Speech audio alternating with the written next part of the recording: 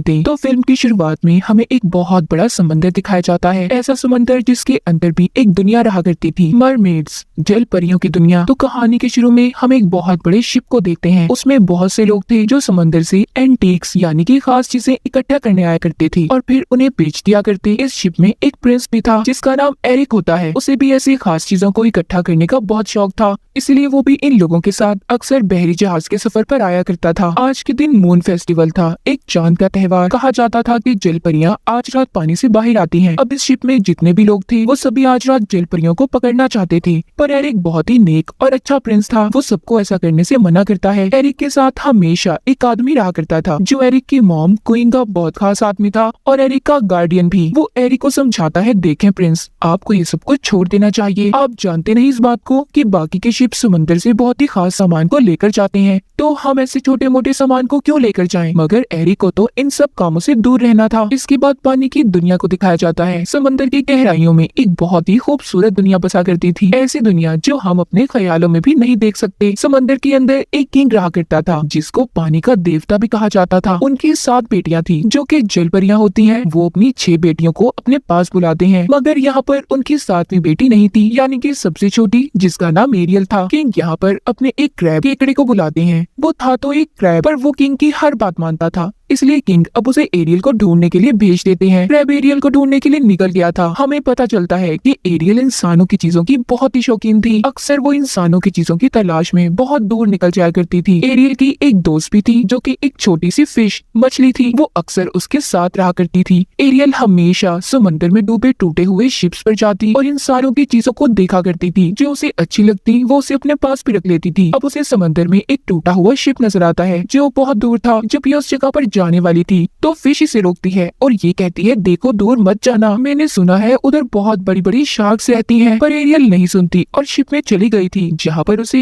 इंसानों की और भी बहुत सी चीजें मिलती हैं। तभी वहाँ पर एक बहुत बड़ी शार्क आ जाती है। उसने एरियल पर हमला कर दिया था, मगर एरियल उसे जाल में फंसाकर वहाँ से बचकर निकल गई थी। उसका एक परिंदा दोस्त भी था। दरअसल उसे शिप से फोक कांटा मिला था, जिसे लेकर वो अपने परिंदे दोस्त के पास जाती है और उससे पूछती है कि इसे किस चीज के लिए इस्तेमाल किया जाता है। उसको भी इन बातों का पता तो नहीं था। वो एरियल से कह देता है कि इससे तो बाल बनाए जाते हैं। ये सुनकर एरियल भी उस कांटे से बाल बनाने लगी थी। तभी यहाँ पर क्रैब आ जाता है जो किंग का पैगाम लेकर आया था। वो बताता है कि क्या आप जानती है आज मून फेस्टिवल है तो किंग आपको बुला रहे हैं। ये सुनकर एरियल जल्दी जल्दी तेजी से तैरकर किंग यानी कि अपने डैड की मीटिंग में पहुंच गई थी। यहाँ पर समंदर में हमें एक सी विच पानी की जादूगरनी दिखाई जाती है जिसके बहुत बड़े बड़े टेंटिकल्स थे, बिल्कुल ऑक्टोपस की तरह। उस विच ने एरियल पर नजर रखी हुई थी। अब खैर एरियल अपने डैड के पास आ जाती है जहाँ पर उसके डैड उससे बहुत नाराज थे। वो पूछते हैं कि तुम कहाँ पर थी? एरियल बताती है वो इंसानों की चीजों को देख रही थी। ये सुनकर किंग यानी कि उसके डैड को गुस्सा आ गया था। एरियल अपने डैड से कहती है, मुझे समझ नहीं आती आपको इंसान इतने बुरे क्यों लगते हैं? उनकी दुनिया बहुत प्यारी है, वो बहुत अच्छे लोग हैं। दरअसल एरियल की मॉम की मौत के जिम्मेदार इंसान ही थे, इसीलिए उसके डैड इंसानों से नफरत क्या करते थे। अब किंग उससे कहते हैं कि आइंदा तुम इंसानों से जुड़ी चीजों के पास हरगिज नहीं जाओगी। ये सुनकर वो गुस्से में वहाँ से चली गई थी। किंग जानते थे कि एरियल उनकी बातों को नहीं मानेगी, इसीलिए वो क्रैब को एरियल के पीछे उसका ध्यान रखने के लिए भेज देते हैं। वो नाराज होकर अपने कमरे में आ गई थी जहाँ पर उसने इंसानों की बहुत सी चीजों को इकट्ठे किया हुआ था जो भी शिप डूबा करती थी या फिर उसके अंदर से चीजें आकर समंदर में गिर जाया करती थी। तो एरियल उन चीजों को यहाँ पर लाकर जमा किया करती, जिनमें किताबें, बटन्स, कॉइन्स, सिक्के, बहुत कुछ था। उसकी हमेशा से ख्वाहिश थी कि वो इंसानों की दुनिया में जाकर सड़कों पर घूमे। तभी उसे पानी के ऊपर से धमाकों की आवाजें आती हैं। एरियल जब ऊपर जाकर देखती है तो उसे बहुत बड़ा शिप दिखाई देता है जिसमें लोग आतिशबाजी कर रहे थे।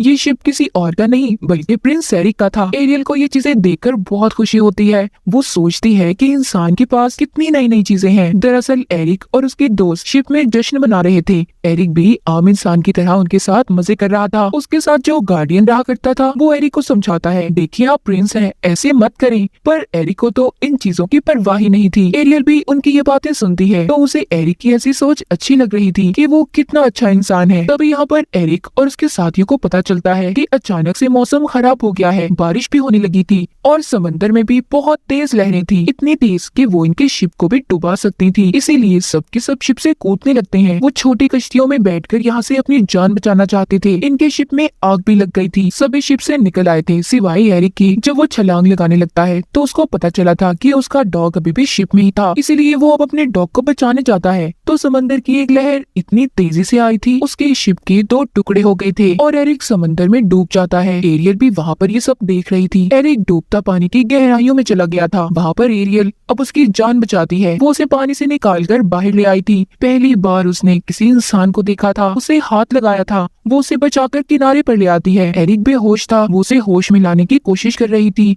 यहाँ पर उसके जानवर दोस्त भी थे। वो सभी आपस में ये बातें करते हैं कि किंग को ये बात कोई नहीं बताएगा कि एरियल ने किसी इंसान की जान बचाई है। उधर एरियल एरिक को होश में लाने की कोशिश कर रही थी। वो गाना भी गाती है, मगर तभी महल से कुछ गार्ड्स आ जाते हैं जो एरिक की तलाश में आए थे। जब एरिक अपनी आंखें खोलता है तो गार्ड आकर उसे अपने साथ ले गए थे। उसने एरियल को नहीं देखा था, पर वो जानता था कि उसकी जान एक लड़की ने बचाई है। एरियल भी गार्ड को देखकर छुप गई थी। ये सब वो पानी की विच भी देख रही थी, जिसको हमने कहानी के शुरू में देखा था कि उसने एरियल पर नजर रखी हुई थी। उसका इस चीज के पीछे बहुत बड़ा मकसद था। अब हम एरियल को देखते हैं। जब से वो इंसान से मिली, यानी कि एरिक से, तब से और ज्यादा खोई खोई रहने लगी थी। अब तो वो इंसानों की दुनिया में जाना चाहती थी। हर रोज वो एरिक का इंतजार करती कि शायद वो कभी उसे ढूंढने पानी पर जरूर आएगा। दूसरी तरफ एरिक, जिसका इलाज चल रहा था, वो ठीक होकर अपनी मॉम के पास आता है, जो कि क्वीन थी। वो अपनी मॉम से पूछता है, क्या आप लोगों को वो लड़की मिली जिसने उस रात मेरी जान बचाई थी? उसकी मॉम कहती है, नहीं अभी तो नहीं, पर हाँ जल्दी हम उसे ढूंढ लेंगे। पर बेटे आपको भी आराम करना होगा। एरिक कहता है, नहीं मैं ठीक हूँ, मुझे बस जल्दी उस लड़की को ढूंढना है जिसने मेरी जान बचाई थी। मैं उसे देखना चाहता हूँ। एरिक को भी इस बात पर शक था कि शायद वो लड़की मरमेड, एक जल परी है जिसने उसकी जान बचाई थी। वो रोज समंदर के किनारे जाकर एरियल को ढूंढा करता था। वो शिप पर भी जाता है। उसे यकीन था कि अगर वो फिर से अपनी जान को खतरे में डालेगा तो वो जल परी उसे बचाने जरूर आएगी। उधर पानी में भी एरियल खोई खोई रहने लगी थी। उसकी बहनें समंदर में गिरी हुई शिप को हटा रही थी, जो कि एरिक का शिप था। एरियल यहाँ पर अपनी बहनों से कोई बात नहीं करती। अब उसके डैड को भी उस पर शक हो गया था कि एरियल को किसी इंसान से प्यार हो गया है। एरियल के डैड यानी कि किंग की बात क्रैब से पूछते हैं। उसने भी सब सच बता दिया था कि हाँ एरियल ने एक इंसान की जान को बचाया था।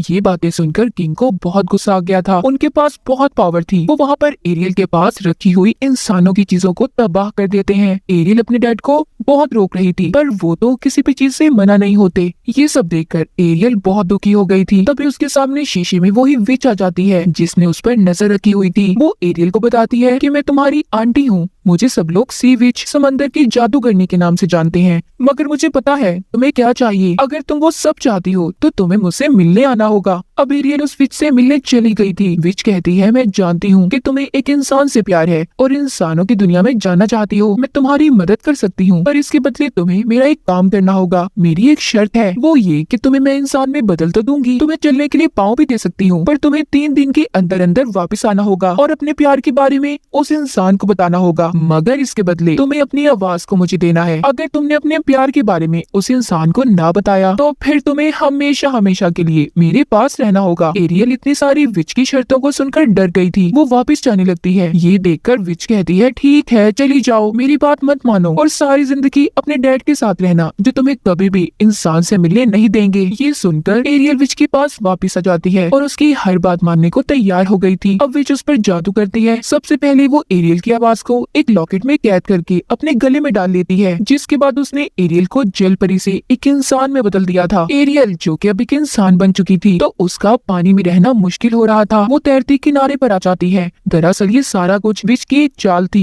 वो तो एरियल के डैड यानी कि किंग को हराकर समंदर की क्वीन बनना चाहती थी। वहाँ पर एक मछुआरा जब मछलियाँ पकड़ रहा था तो उसके जाल में एरियल आ जाती है। मछुआरा उसे देखकर काफी हैरान था। वो उसे कहता है, फिक्र नहीं करो, मैं तुम्हें अपनी क्वीन के पास ले जाऊंगा जो तुम्हारा अच्छे से ख्याल रखेंगी। एरियल जब अपने पाँव देखती है तो काफी खुश थी। उधर उसके पास उसके जानवर दोस्त भी आ जाते हैं। वो भी जान गए थे कि एरियल अब जल परी नहीं बल्कि एक आम इंसान बन चुकी है। अब खैर मछुआरा उसे अपनी क्वीन के पास ले आता है, जो कोई और नहीं बल्कि एरिक की मॉम थी, जहाँ पर एरियल का बहुत अच्छे से ख्याल रखा जाता है। उसको नहला धुलाकर कपड़े पहनाए जाते हैं। वो इंसानों की दुनिया में आकर बहुत खुश थी। उधर वो गाना भी गाती है, पर उस बेचारी की तो आवाज ही नहीं थी जिसका सौदा इसने विच के साथ किया था। जब वहाँ पर एरिक इससे मिलने आता है तो उसे देखकर काफी हैरान होती है, पर एरिक ने इसे नहीं पहचाना था। पहले पहले तो एरिक को भी ये लग रहा था कि जो लड़की उसके महल में आई है उसी ने उसकी जान को बचाया है, पर जब एरिक एरियल को देखता है तो कहता है अच्छा हुआ तुम्हारी जान बच गई, तुम आराम से हमारे महल में रह सकती हो। बेचारी एरियल उसे ये भी नहीं बता पाती कि उसकी जान किसी और ने नहीं बल्कि इसी ने बचाई थी। जब एरिक वहाँ से चला जाता है तो उसके पास उधर क्रैब आ गया था जो उससे कहता है कि तुम्हें 3 दिन के अंदर अंदर अपने प्यार को सब बताना होगा वरना विच तुम्हें हमेशा हमेशा के लिए अपने पास रख लेगी। इतना सुनकर एरियल वहाँ से चली जाती है। अब जब वो इंसानों की दुनिया में आ गई थी तो उसे बहुत कुछ देखना था।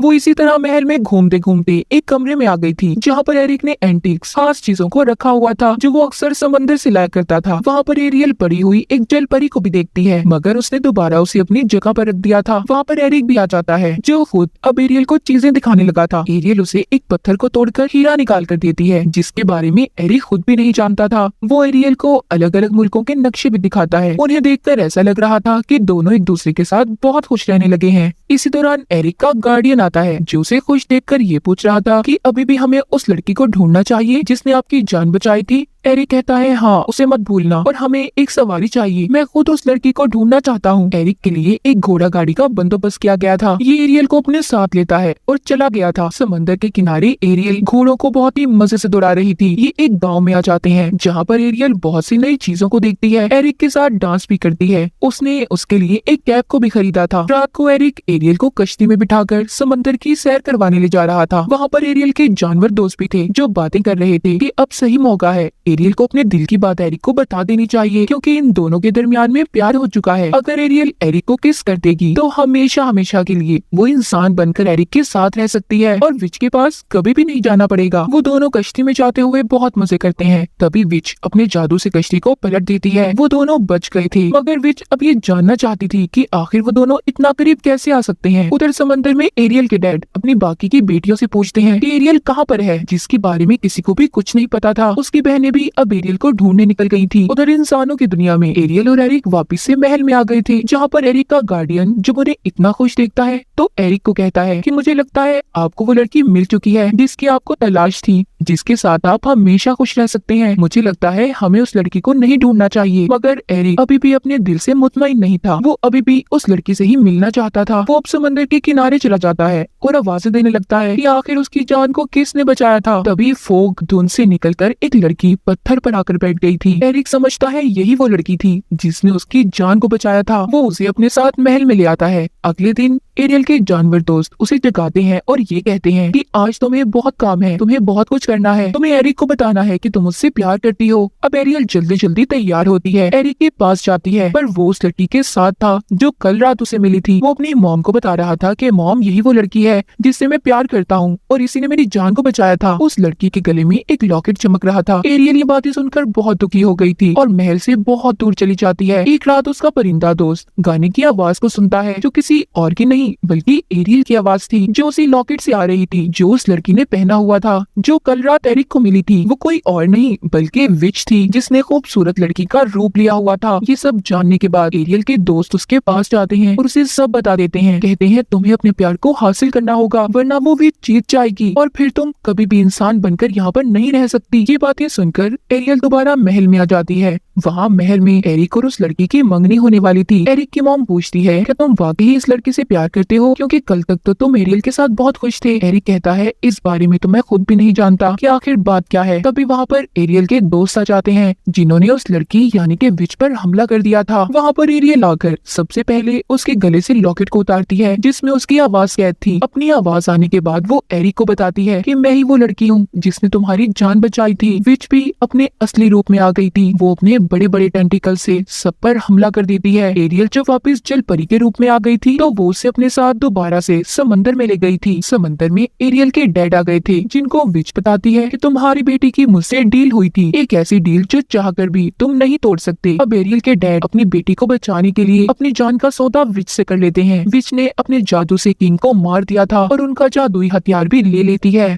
विच का मकसद तो पूरा हो गया था। वो पूरे समंदर की क्वीन बनना चाहती थी जो उसने हासिल कर लिया था। वो एरियल को मारने वाली थी। तभी समंदर में एरियल को बचाने एरिक भी आ गया था मगर विच अब अपने ऊपर जादू करती है और खुद को एक बहुत बड़े ऑक्टोपस में बदल लिया था जो पूरे समंदर जितना था। एरिक भी एक शिप पर लटका हुआ था एरियल एरिक को बचाने की कोशिश कर रही थी, उधर विच एरियल को मारने की अलग अलग तरीके अपना रही थी। एरिक एक पहाड़ पर बैठ जाता है। एरियल जो कि शिप के पास थी वो शिप को घुमाकर विच के अंदर घुसा देती है, जिससे उसका सारा जादू खत्म हो गया था और वो एक आम इंसान बनकर खत्म हो जाती है। उस विच के मरने के बाद एरियल के डैड किंग भी जिंदा हो गए थे। एरियल अपने डैड का जादुई हथियार भी उन्हें लाकर देती है, पर अब वो अपनी या एरिक के बारे में कोई बात नहीं करती, क्योंकि उसके डैड ने उसकी खातिर अपनी जान को दे दिया था। उधर एरिक भी डरकर समंदर के किनारे आ जाता है और अपनी मॉम से कहता है कि मुझे समंदर के अंदर जाना है एरियल को लाने, पर उसकी मॉम उसे समझाती है, देखो ऐसा नहीं हो सकता, तुम एक आम इंसान हो, जबकि वो एक जल परी, वो अपनी दुनिया में जा चुकी है। समंदर में एरियल के डैड क्रैब से पूछते हैं, क्या मैंने सब ठीक किया? अगर सब कुछ ठीक हो गया है तो मेरी बेटी इतना उदास क्यों रहती है? क्रैब बताता है कि आपकी बेटी की खुशी इंसान बनने में है और एरिक के साथ है, जिससे वो प्यार करती है। ये सुनने के बाद किंग अपनी बेटी को इंसान में बदल देते हैं। उधर एरिक अब तक एरियल का इंतजार कर रहा था। आखिरकार एरियल एक इंसान बनकर एरिक के पास पहुंच जाती है। वो दोनों मिल गए थे, जिसके बाद अब एरियल हमेशा इंसान बनकर रहेगी। महल के अंदर दोनों की शादी हो जाती है। पूरी दुनिया घूमने के लिए ये तैयार थे। एरिक अपनी मॉम से मिलता है और जाने से पहले एरियल अपने डैड से मिलती है। उसके डैड बताते हैं कि मैं गलत था, हर इंसान बुरा नहीं होता, अब हम मरमेड्स मिलकर इंसानों के साथ रहेंगे। ये सुनकर एरियल बहुत खुश होती है, जिसके बाद ये दोनों हंसी खुशी अपने सफर पर निकल जाते हैं, जो सफर इनका पूरी दुनिया घूमने का था। और इसी के साथ इस मूवी की कहानी यहीं पर खत्म हो जाती है।